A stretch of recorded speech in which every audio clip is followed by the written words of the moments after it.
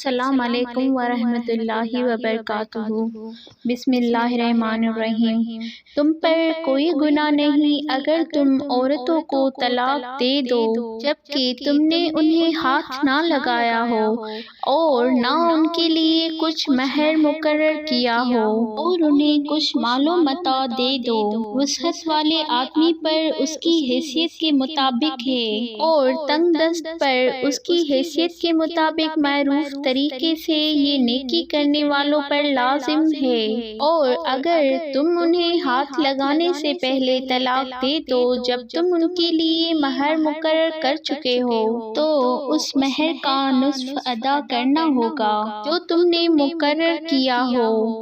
وہ عورتیں چاہیں تو مہر معاف کر سکتی ہیں یا وہ شخص معاف کر سکتا ہے جس کے ہاتھ میں عقد نکاح ہے، اور تم معاف کر دو تو یہ تقویٰ کے زیادہ قریب ہے۔ اور تم آپس میں بھلائی اور احسان کا برتاؤ کرنا مت بھولو، بے شک اللہ تمہارے ہر عمل پر نگاہ رکھتا ہے جو تم کرتے ہو۔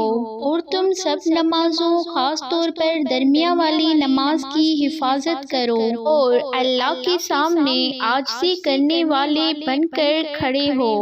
پھر اگر تم خوف کی حالت میں ہو تو پیدل یا سوار ہی نماز پڑھ لو۔ پھر جب تم امن میں ہو جاؤ تو اللہ کو یاد کرو جس طرح اس نے تمہیں وہ سکھایا جو تم نہیں جانتے تھے۔